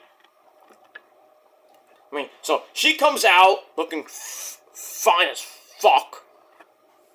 God damn you, Tommy Yen. God damn it! It should have been me. But I digress. So she comes out, starts yelling at Santos, and says, what are you doing? What are you doing? And Santos like, I did it for the family. I did it for me, and this and that. I did it for the luck. No. And then Selena slaps him hard in the face. She didn't even have to use the chancla. She just slapped the taste out of Santos' mouth. Santos is smiling as Selena Vega cries and leaves the ring. And then Joaquin Wilde and Raul Mendoza come out. They go in the ring. They're like, what's going on, S.A.? What the hell, S.A.? Santos says, hey, whose side are you on? Mine or Ray's? You know, I brought you in here. Remember that? With like, Legado. They try to talk him out of it. And then, basically, Santos like, get the fuck out of here. Get out. So, they're about to leave, and then Santos jumps both of them from behind, beats them up, and then Carlito comes out for the save, and then that's it, and then we find out that Santos will face Carlito at the Survivor Series. That's gonna be, that should be fun. But, I love the new heel side of Santos Escobar. We kind of saw that in NXT, when Nagano first came in, but then they had Letra Lopez, who she's probably coming up to reunite with Santos in the new Legado. Well, not the new Legado, the reunited Legado on the main roster. And then Ray will just have Carlito and Selena Vega, and then they're going to bring in Dragon Lee. So they're going to have a faction war between the LWO and Legado. That should be fun. So we'll see what happens with that. But when Ray comes back, him and Santos are going to have a war. I think we're going to see a banger. You know, if Santos didn't get hurt in that match with Ray in the finals of the U.S. title tournament, that match it started off as a banger. And then Santos sadly, got hurt. And then, Ray had it, he took the freaking U.S. title from him. It was supposed to go to Santos, and it goes to Ray because they had to call an audible. What are you gonna do? Now Santos is pissed, the jealous guy, and he beat the fuck out of Ray. Storyline takes him out because Ray got surgery on his leg again. And I don't know when. I think Ray's coming back, probably at WrestleMania. I don't think he's gonna be ready for the Rumble. Like I said, I don't know how long he's out, but I know he just had surgery on his leg, and it's gonna take at least a couple months to rehab. I should know because I had surgery on my leg, and it took like a long time for me to rehab it. It sucks. That was a long time ago. I was like a teenager.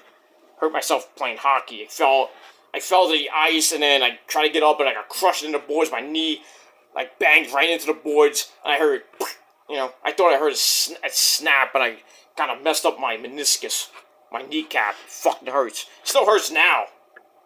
To this day, it still hurts. But it's not really due to the old injury. It's just due because I'm getting fucking old. I'm starting to get arthritis. Jesus Christ. It might not even be arthritis. It might be because I'm drinking too much fucking shit like this, but I like it, so I don't care. But I think I have myalgia. I might have fibromyalgia. I might be osteoarthritis. I don't know. I'm old. I'm gonna be 47 in about 36 days as of this video. A month away, basically, from the greatest day in the world, which is my birthday. So, I'm not even 50 yet. I'm getting arthritis. God damn it, I'm old, Sonny! My bones are breaking! I'm brittle, man. But I'll still kick somebody's ass. But I digress. You may knock me down, but I'm gonna get back up and hit old Bear Rock!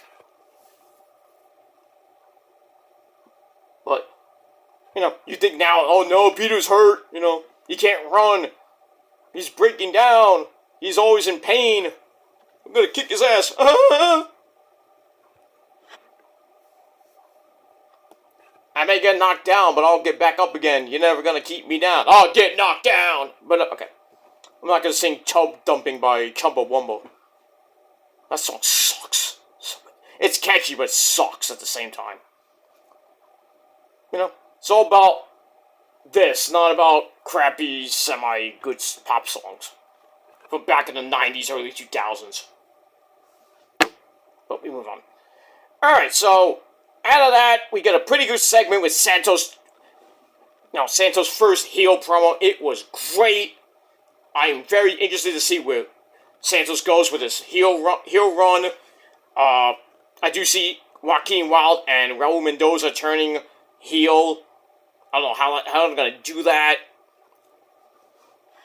Maybe in a tag match, like they face some. I don't know. I really don't know how they would turn them, and then Zelina's like in the middle, like whose side are you on, Zelina? She chose Ray because it's Ray. Because he's affiliated with that guy. Sort of affiliated with Eddie. He's not affiliated with me. I said go have a drink. Or have another one. Then go to sleep. Got blown. Anyway. So they'll probably have Zelina Vega, join up with Ray because it's Ray. And then, on the other side, Elektra Lopez will come back, and then you have you have Legado on the main roster. It took a while, but, now we got Legado. Either they bring up Elektra Lopez, or, I don't think they're going to do it, but they could bring up Lola Vice and be Santos' manager, female member, but I think it makes more sense to have Elektra Lopez be with Santos, because she was with Santos for so long in NXT. So I think her and Lola Vice will probably break up somehow.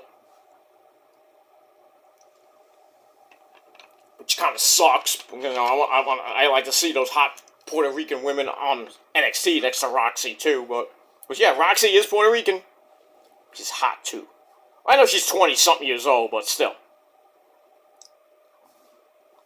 But still, some girls like the old dudes. But, you can go to Jay Lethal. I tried the old dudes, they're slow, I tried the old dudes, I'm done with that. Young men are faster, they can go 60 minutes, Well, that's a young dude, but, I'm 47, I can still go for a long time in the bedroom, but I digress. But, yeah, me and, given a chance, me and Roxy can probably go all night, but who knows. Cutie patootie, Roxy. But I digress. We move on. Alright, so let's see what happens with Santos and the rest of the LWO, Ray, and, Carlito and Zelina. And that's it. And, like I said, so basically, like I said, we have, Santos versus, Carlito at the Survivor Series, and that's pretty much it for that. And we move on. Alright, after that, we get a look at Kevin Owens filling on a commentary last week, and then he got suspended because he attacked Grayson Waller and Austin Theory. That sucks. So no Kevin Owens for a while. Look at that. And speaking of Grayson Waller, he's in our next match as Austin Theory goes on commentary. The Boris half to death. So we got Oh I Did It, Grayson Waller taking on Cameron Grimes to the moon. Why are we doing this again? Anyway, not a really great match. This was like the point, right around the part of the show where we changed the channel to Collision. Kind of a back and forth match.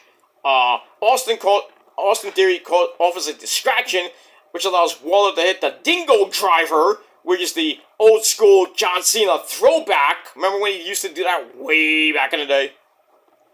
Not one of his 5 moves of doom, but he hits that. 1, 2, 3, so Grayson Waller has a new finisher. He doesn't have to hit that rolling stunner anymore. So he gets the win. Really didn't give 2 craps about it, and I gave it 2.25 out of 5 stars. But why is Cameron now starting to be a jobber again? And he's barely on TV. So why did you bring him up to from fucking NXT when it was red hot? Yeah, he's red hot. Let's bring him up to the main roster. What have you done with him? He's basically he hasn't done jack crap. Jack shit. Not even like jack crap. Jack shit on the main roster since coming up. He hasn't done nothing. Maybe a win here and there. Like a really quick win, I think. I think it was against Theory in his debut match on Smackdown. He had a quick win. And then after that, he's not going to the moon, he's going to catering.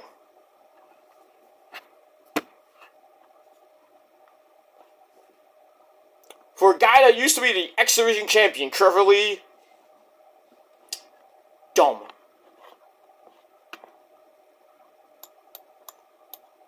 Sometimes it pays to go to the main roster because you're red hot, but you get there, you think they're gonna be good, and then they debut, they're pretty good, and then next thing you know, 5 weeks in a row they're jobbing. What? You're like, why? So we move on with that. So like I said, 2.25 out of 5 stars for that. Alright, then we go to the classic Smackdown moment of the night. And this was a classic Smackdown moment from the, I think the Ruthless Aggression era. Stone Cold, back down Stone Cold Steve Austin, and Booker T sucker fighting in a grocery store, which was called the Green Frog Grocery Store. For those of you who don't even know what store they went to, if you want to know, you want to have a trivia contest, name the grocery store that Stone Cold and Booker T fought in during the Ruthless Aggression era. It was 2002, I think. I forget what year it was. But the grocery store was called the Green Frog. Owned by Kermit the Frog. This is Kermit the Frog here. So we got that. That was freaking epic. Price check on Jackass. That segment always pops me. It's so good. So good. I mean, they kind of try to emulate that with Blair Davenport and Gigi Dolan, like at a Quickie Mart or something like that. It wasn't even that good. Not as good as Stone Cold and Booker T. Nothing can top that. But they tried, Shawn Michaels tried with Blair Davenport, basically getting the fucking shit beat out of her by Gigi Dolan at the freaking Quickie Mart. It would have been better if it was at a 7-Eleven. Would you like a squishy to go with your beatdown? We go with the Slurpee. I'm gonna have a chocolate shit Slurpee with my beatdown. But we have 500,000 flavors of our Slurpees. My name is Habib. Thank you, come again. Let's check on Jackass. Okay. Let's get serious now. Sorry about that. Anyway, so we got that. So that's pretty nice. Alright, then we see Zelina Vega was talking to Bianca Belair when Joaquin Wilde and Raul Mendoza were in the trainer's room getting looked at. So, Bianca's still trying to recruit somebody. But then we see Damage Control beat lay her out. So, goodbye Zelina Vega. So we get that. And then after that, we get a look at Solo Mibuki crushing John Cena, sending him to retirement. Bye-bye! At Crown Jewel. So speaking of Solo, he comes out with the Wise Man, my name is Paul Heyman, and Jimmy Uso. 3/4 of the bloodline. Minus Roman, of course, because he's, sitting on a beach on the island of Romansea. Doing nothing, having probably amazing sex with his wife. Not missionary style, but we all know missionary sucks. Every single night, if you do that every single night, you're not going anywhere. Your love life is gonna suck, pretty much. Unless you have a reason to do missionary every single night because, your girl's back is broken. maybe next time don't be so fucking hard and savage. I mean, come on. Be easy. Be easy when you lay down that pipe, you know what I mean? Especially frontwards, backwards, whatever position you do, be easy so you don't, you don't have to, resort to like, I can't get on top, I can't get, take it in my ass, I can't go from behind, because my back hurts. You broke my back, now we have to do it missionary style. I'm like, oh, fuck, I gotta do all the work? Come on. I don't want to be like fucking John Cena every single night. Come on. Come on, take it for the team. Well, back. I'll fix it. Don't worry. Just need a little, Oh, much better. We move on. Alright, so Mr. Paul Heyman, the wise man, is honoring Solo for beating John Cena at Crown Jewel. And then we get the tease of Cena showing up. It's like, hey, welcome John Cena! And he's not there. Obviously. So Paul says that Cena will never, ever appear in a WWE ring ever again. And then Heyman's like, well, for me, Solo, Jimmy, and even our tribal chief, Roman Reigns, put up your ones, we officially say goodbye, so long, farewell to John Cena. Then he says 3, 2, 1 to Cena's run in. No Cena, obviously, because we're never going to experience that again, and it's all because of Solo. But if Cena ever does come back, he has to go after Solo, because that's what Cena does. But now he can't even speak. That's a good thing. Shut him up for once. And then we hear the music of Eli Drake. That's not an insult. That is a fact of life. Yeah! So he comes out. He's supposed to face Jimmy Uso in a little bit. So he comes out, says the Bloodline is the only reason Roman is still champ. You have a point? And that's a problem. And Eli is the problem solver. So he says, I'm going to take out each member of the Bloodline until it's just me and Roman Reigns again.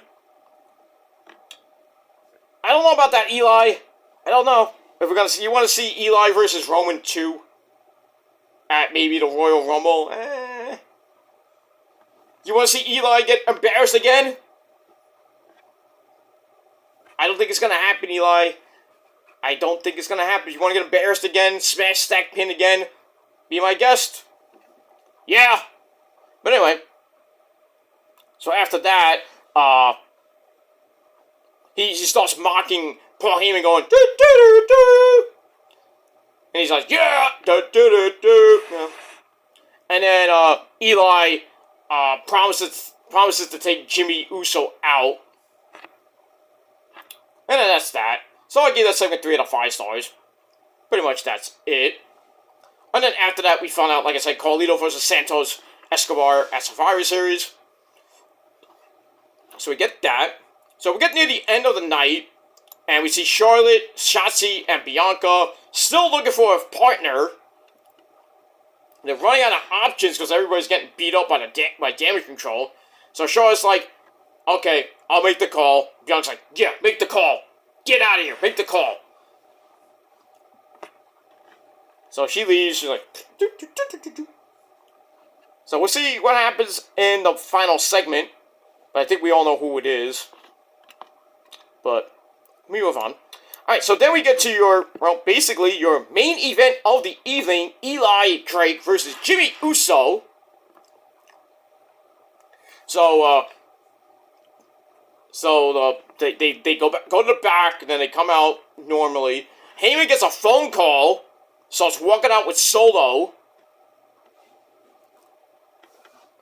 So it was Jimmy coming out. Well, actually, I think Jimmy was still in the ring because I did this, segment. I thought they came back out. I'm sorry. But anyway, so Heyman gets a call from, I guess, Roman, and basically I think Roman said, you need to get out of the ring, make it just one-on-one. Jimmy's got this, I guess. So he leads with Solo, and we start the match off. It's pretty much a back-and-forth match.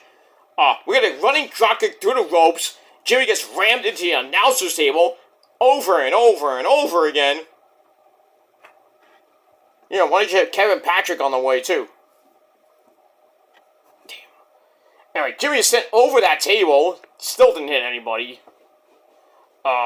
We go to break. We come back. Eli avoids a running boom maga attack. The running hip attack. So he avoids that. Then he grabs a DDT and a belly-to-back face plant. Gets a near fall. Goes for the BFT. Gets broken up. But he hits it on the second attempt. 1, 2, 3. Eli Drake is your winner over Jimmy Uso. I don't know why he's taking losses right now, but almost a 9.5 minute match, and I gave the match 2.5 out of 5 stars. And then after the match, Solo comes back out, and then Jimmy knocks Eli to the floor. Solo grabs him, spikes him right in the fucking throat. Eli's basically done for. And then we saw early in the night, I forget what segment it was. I think it was with early in the night. I just say early in the night. I think it was a Damage Control, not Damage Control, a Bianca, Charlotte, and Shotzi segment. We see on the in the hallway, we see Nick Aldis talking to somebody. It looked like Cody, and guess what? It was Cody. As Cody comes out for the save. Yeah, Cody, MDK only Cody. Why don't you stay on Raw, you bitch? You don't go here. So Cody comes out for the save. So I'm thinking like, wait a minute, is he the 5th guy on his team? I thought it was Randy Orton. So I guess Randy's he is coming back at War Games, but it would have been easier to bring him back and put him as the 5th guy. I mean, no disrespect to Eli, but I guess they're gonna do it now because of what happened tonight. So Randy, I don't know how he's gonna come in, unless he's gonna come in at during the War Games match and help out Cody's team to beat the Bloodline, and then God forbid Roman hears about this, Roman's gonna be pissed, and then maybe we'll get Roman and Randy Orton out of this. I think Randy might win the Royal Rumble. Maybe. I don't know. We'll see. I mean, there's a lot of people saying, even me, saying that Randy should be face for a while and then turn on Cody right near WrestleMania. Then we have Randy versus Cody at WrestleMania. People think, Cody's going to get the title at WrestleMania. No, he's not. No, I don't want him in a title match. Unless it's for the world title against Seth Rollins. I don't give a shit. I do not want to see Cody Roman 3. I do not want to see it. Or Cody Roman 2, whatever it is. I don't want to see that match. I don't want to see it again. So Cody can finally finish his goddamn story that'll never, But right now, Cody's kind of in limbo because he has no direction. Why was he even on Smackdown tonight? Why? Just to further the War Games storyline? Yeah, I can understand that, but it makes no sense. Why? I know Drew's Drew's on the War Games team. Not officially yet, but he's gonna say it on Monday Night Raw. And now, Cody needs a 5th guy, so Cody will probably come out and say, hey, it's Eli! Now WWE's kind of planning it in our heads that, it's going to be Eli, but then maybe Eli gets taken out somehow, maybe before War Games begins. And then, hey, guess who comes out? It's Randy! Randy helps Team Cody get the win. I still think that's going to happen, but I think we might have to go through a hoop to get Randy either in the match or he comes out, during the match. He's not in the match officially. He'll come out during the match, like near the end. Hit RKOs or punk kicks like crazy. Probably a lot of RKOs. Even though, his back can't take the RKO anymore. Maybe he does a new move. I don't know. So we'll have to see what happens with that. So, we'll see what happens on Raw, Monday night, and on Smackdown next week from Chicago, Illinois. Raw is in Grand Rapids, Michigan this Monday night, so we got that. Alright, so we'll see what happens with that. Alright, then we go to the back. Charlotte has made the call, but she's not sure if she's going to be, if that person is going to make it to the ring in time. So, I don't, whoever this person is, you better get a fucking jet. Or if you're in the area, you better get an Uber or, get there in, like, the speed of light, basically. And move on. Alright, then we find out what's happening next week on the program, which is basically the go-home show. We got Judgment Day versus the Street Profits for the Undisputed Tag Team belts, and I think we have another match. I think we have, I forgot who it was, but it's going to be an interesting live go-home show on Black Friday night. So we'll see what happens with that. Let me move on. Alright, then we go to the end segment of the night, the final segment. Bianca Belair, Charlotte, and Shotzi, they come out to announce their fourth team member for War Games. They accept the match, first of all, and then Charlotte talks about knowing what it means to turn on a best friend. Oh, you've been doing that a lot the last few years.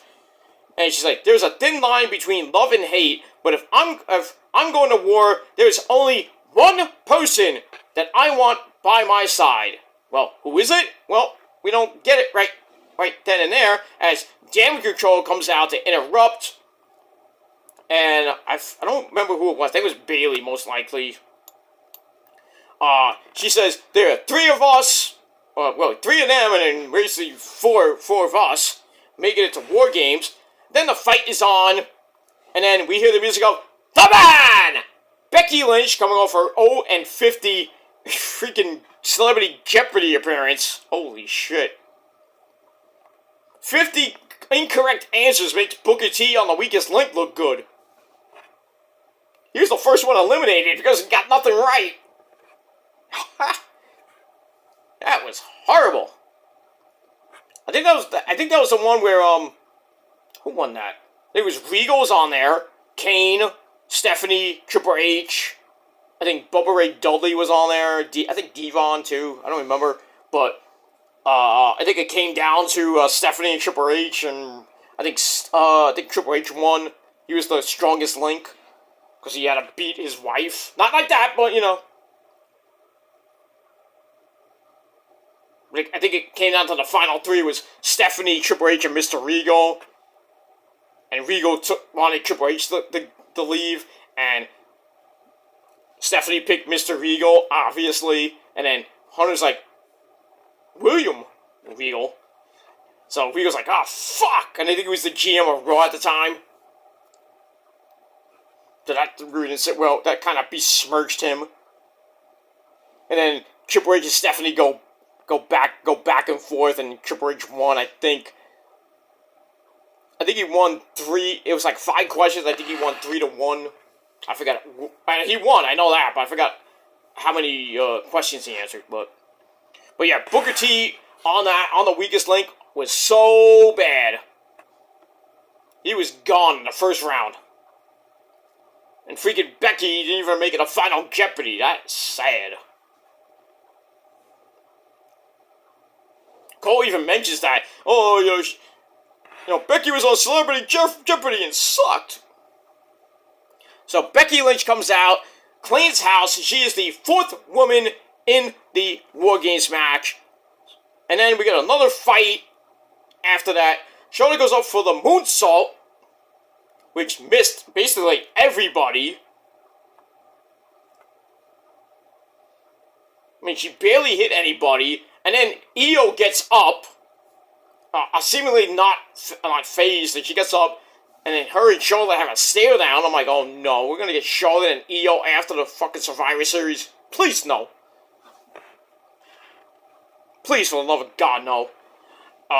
That's it. And then they kind of look at each other, and then Io's like, what are we supposed to do here? And then Io goes after her, and freaking, she's like, I'm like, what the hell? Like, somebody missed their spot?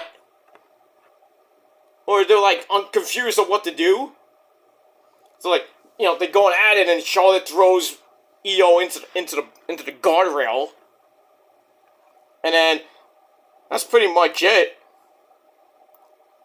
And then it just kind of ends with the Team Bianca or Team Charlotte, whatever. I think it's Team Bianca, with Team Bianca just standing tall, and that's it. In the middle of the ring, as Damage Control just hightails it to the back to end the show. So, I mean, we get that. So I gave the final segment 2.5 out of 5 stars, and that's pretty much it for SmackDown. It wasn't a great show, but like I said, going head to head with Collision, which I think was a tad bit better than SmackDown. So, people thought that SmackDown was just gonna, destroy Collision tonight, but I think Collision, in my opinion, was the much better show. Because it had, better matches. Garcia and Miro was pretty good. I hate saying this, but Wheeler Yuta and who's he facing? Dax and Buddy Murphy and Wheeler Yuta. Holy shit, that was good. And I hate saying that because it's Wheeler Yuta. That was great. And then you had Dax Hardwood, or Dax the Axe now. He's now known as Dax the Axe Hardwood. And whoosh, put on a banger. Good match. And then the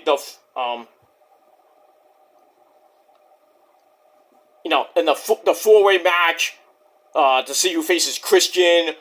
That was okay. It wasn't great. We had that. Then they had a couple of squash matches which really weren't needed. Like, Wardlow beats some schmuck. And then, near the end of Collision, the Ass Boys come out and they beat, MJF comes out and Jay White comes out with a belt and everything, blah, blah, blah. They have a big fight in the back, doing White's promo and everything, and Joe offers his friendship and to be Max's partner to defend the Ring of Honor tag team titles, and MJF, the Hulkster brother, Mega Powers handshake. So, congratulations to Samoa Joe. He is now a Grand Slam champion. He has won every title in Ring of Honor, Pure title, World title, TV title, and now the Pure title, TV title, World title, Tag title. So congratulations to him. Probably won't last. Probably last just a day because I think the Ass Boys might somehow cheat the win, or Joe just doesn't give a shit and says, I'll help you, and then I won't help you at all. I just used you to get a title shot. Which, obviously, he's going to get anyway. When, I don't know. But we got that. Collision was pretty good. Rampage had some good matches. The women's match wasn't a great match with Hikaru Shida and Statlander taking on the Outcasts. Ruby Soho and Paige. And, obviously, Statlander and Shida win. That was that. But I think, AEW, won the night. Not in the ratings, per se, but, wrestling-wise, AEW had a better night than SmackDown. But that's just my opinion. But leave me your opinion. What do you guys think of what happened tonight on SmackDown? And if you want, you can put your feelings for, Collision and Rampage. I will be doing that video tomorrow, right here on the channel. So you got that. I will also do my Full Gear predictions over on the Shadows Lair. I think it's episode number 11. I don't even know what number I'm up to now. But I do that right before Full Gear. Right before I actually go out, because I gotta get out and, go out in the early evening.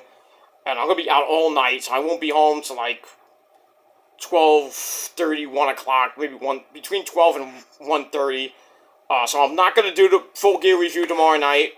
I'm just gonna come home after the concert and go to bed. But I will be doing Full Gear review over on my Peter Joseph channel on Sunday afternoon, and then Sunday night I will be doing Ring of Honor right here on the channel. So you get a Ring of Honor review for this past week. And then, another week of action. Raw review, NXT. We will be doing Dynamite. I will be doing a special Thanksgiving video on Thanksgiving, but that's just a vlog, so not a big thing. Just wishing everybody a happy Thanksgiving. Then we got Black Friday. I'll do Smackdown. Might do Ring of Honor as well the same day. We'll see. With that, and then next Saturday I will do Collision and Rampage. Then I will do Survivor Series predictions. I might do Survivor Series review next Saturday night after Survivor Series ends, or I will scrap that and put it to next Sunday because the Niners don't play, so I can do it anytime on Sunday. So probably will be doing it next Sunday for my Survivor Series review over my Peter Joseph channel. And then after that, pretty much we are back to normal with our reviews almost every day or every other day. But stay with me and please hit the bell, because if you miss anything, you missed a lot. And that's all I gotta say about that. And we move on. Alright, everybody, it is late. It is really late, and I'm gonna go to bed because I got a lot of things to do tomorrow. Like I said, 2 videos tomorrow coming in the early afternoon. I would do Rampage and Collision right here on the channel, straight up like I've done the last couple weeks. So get that video coming tomorrow. I will be doing Full Gear predictions, and then that'll be it for the night. So you're 2 for Saturday tomorrow, and then Sunday hopefully another 2-fer with your Full Gear review and Ring of Honor TV review. So hit the bell to get notified when those videos go up on my respective channels. Also, don't forget to subscribe to the channels. Hit the, like I already said, hit the bell. Leave a comment if you wish on any of my videos coming up, or past videos, or whatever you want. And follow me on social media if you dare.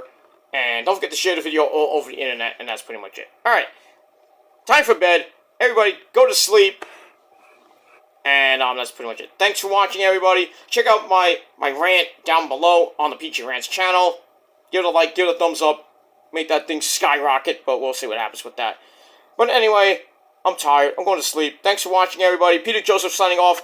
Peace out, rock on, and rock hard with your cookoot. And if you're not down with that, you need to be stuffed like a fucking Thanksgiving turkey.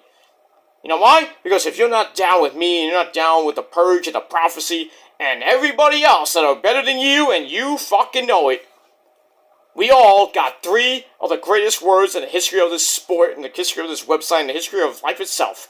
You know what those 3 words are, ladies and gentlemen? You know what they are. Fuck you, man! Adios, everybody. And that's pretty much it. Until next time, go fuck yourselves, fuck boys. I'm out. Peace!